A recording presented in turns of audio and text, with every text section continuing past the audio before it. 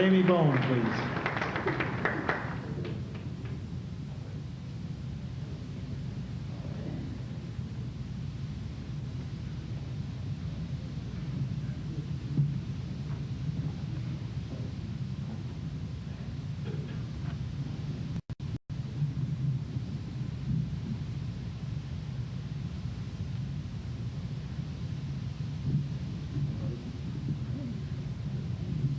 Jamie Bone was born to Janet and Richard in Halifax on July 11, 1966. He has a sister Susan and twin brother Andrew, who Jamie accuses of taking all the oxygen in the womb, resulting in his cerebral palsy. He's lived with cerebral palsy throughout his life. He's coped well with the disease, but hasn't yet learned to admit that he's disabled. After a school skating party at which his double runners embarrassingly blew rivets all over the rink, he told his mom that if he had a good pair of legs, he'd make it to the NHL. Neither she nor his dad ever doubted him. Jamie's a Class 3 cerebral palsy athlete, which basically means that all four of his limbs are affected, one side worse than the other. He achieves mobility about half the time on crutches and half the time in a wheelchair. If you're among the few tonight who don't know this outstanding young man, the very fact that we're paying him homage tonight suffices to say that he hasn't allowed the disability to interfere with his goals. In this case, athletically, but it's safe to say he hasn't allowed his disability to interfere with his educational and professional goals either. Jamie's athletic career began when, as a teenager, he was introduced to basketball. He played for the Nova Scotia Flying Wheels for 8 years. He became a defensive specialist, becoming very adept with the chair, but not particularly adept at shooting until he developed a big lock-armed hook shot that actually started to go in once in a while. Coach Doug Wright says Jamie's a great student of the game, could easily coach basketball if he so chose. Wright says this despite the fact that when the Nova Scotia team finally beat Ontario for the first time, Bone told him that the win was due to the team's ability to finally overcome the coaching. Jamie Bone eventually turned his head to a sport which for him proved to be far more serious and far more exciting.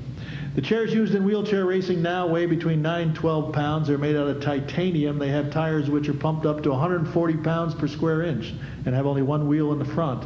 When Jamie Bone entered his first competition in the 1986 Ontario Junior Sport Fest, under the watchful eyes of Coach Donna Richardson, he came third in the 200 meters, wheeling a chair that would have been more suited to shopping at IGA. Realizing he couldn't afford one of the very expensive racing chairs was the beginning of the first problem to be surmounted in Bone's quest for athletic success, namely coming up with the money to buy the equipment, spend the time training, and pay for the incredible travel expenses. Realizing this was going to take more time than he was willing to give it right off, he went home and had a friend design and make him a more suitable chair. He discovered quickly that he wasn't eligible for financial assistance, even if he succeeded in qualifying for the Olympics in Seoul, because cerebral palsy athletes did not come under the umbrella of the Canadian Federation of Sport Organizations for the Disabled.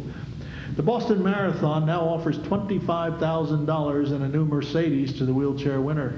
And there are a number of wheelchair athletes now making a good living as professionals. But this was just simply not the case a decade ago.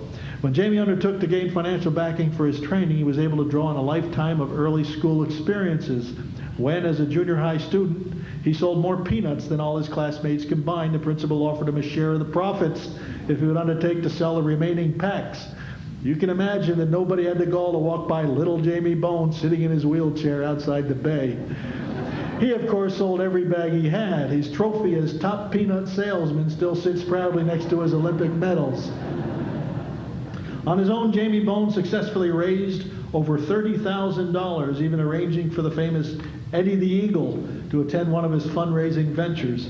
Greco Pizza finally stepped forward to become Bone's first sponsor of note, and later Coca-Cola entered the picture, allowing him to undertake full-time training and pursue his dream.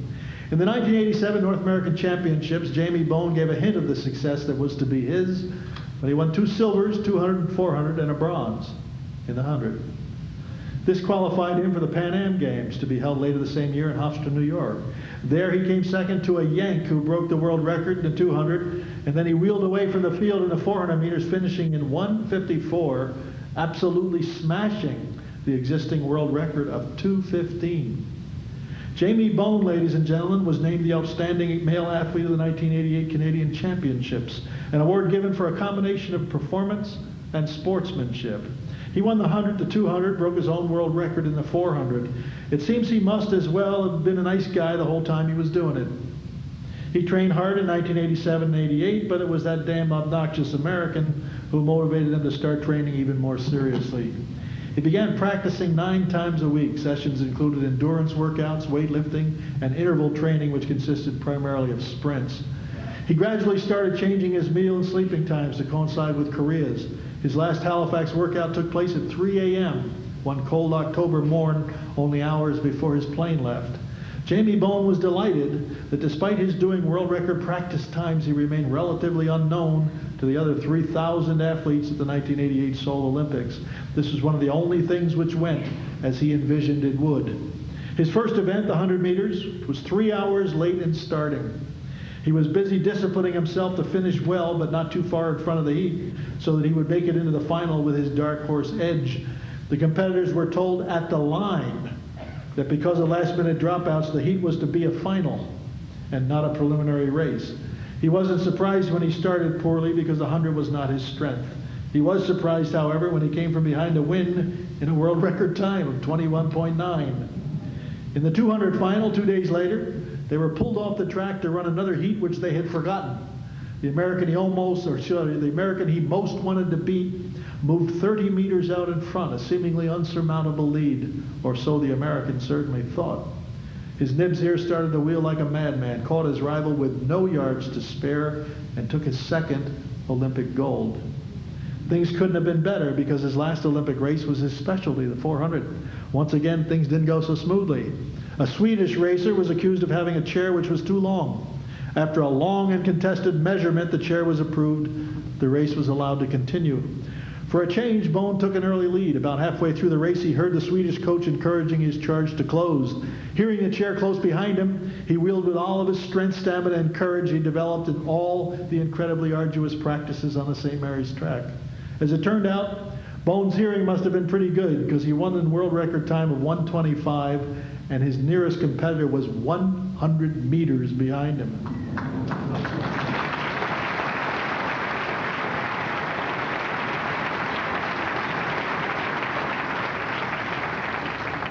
There's no doubt in his mind that if he hadn't heard that imaginary competitor closing in on him, he would never have smashed the world record by as much as he did. After finishing first in all 3 events again in the 1989 Robin Hood Games in Nottingham, England, Jamie Bone retired from competitive racing. He was 23 years old.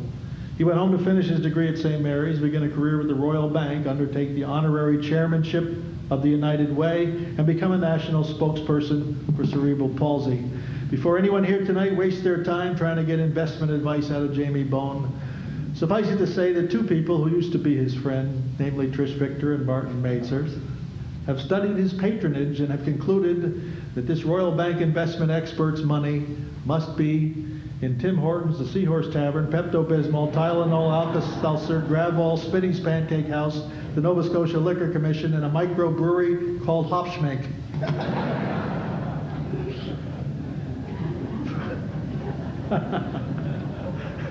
I said they used to be your friends. Permit me to present to you, ladies and gentlemen, a multi-gold medalist in the Olympic Games, a world record holder, an inspiration to every young Nova Scotian pursuing a dream, a man whose story should be told to every youngster who ever thought of giving up because of a setback, a true Nova Scotian hero, Mr. Jamie Bone.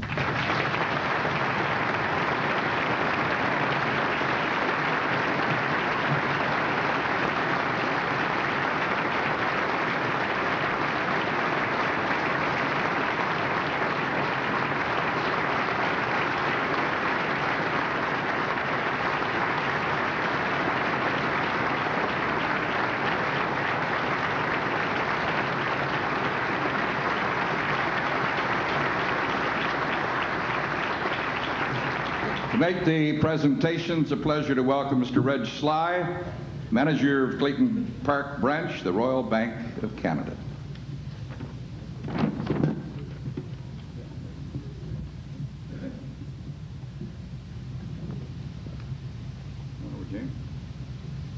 Nice to share the stage with your boss once in a while. Yes, that's certainly true.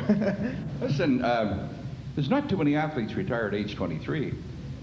And there's still fewer who have accomplished as much to the age of 23 as you have. Mm-hmm. It's certainly an honor to to represent your country at the Paralympics, and I certainly did achieve quite a bit in a short period of time, but I must say that it must be due to the grueling training that Donna Richardson put me through. Every time that I complained about a hard workout, she would threaten to have us wheel up Citadel Hill. So, and at one point, she actually did do that. So, compared to wheeling up Citadel Hill, any workout was a breeze compared to what she threatened us.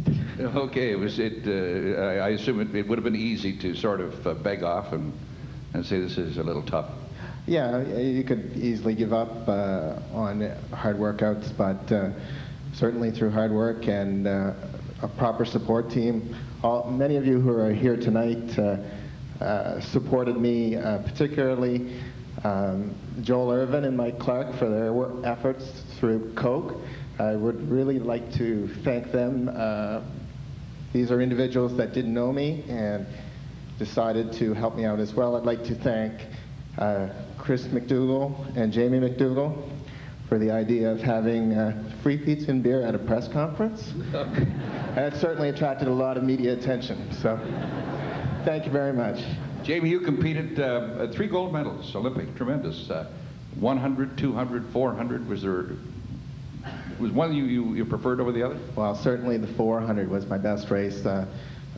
Nothing went wrong with that race. In the 200, I certainly had a lot of problems off the start, and the 100 I just really didn't feel was a very good race.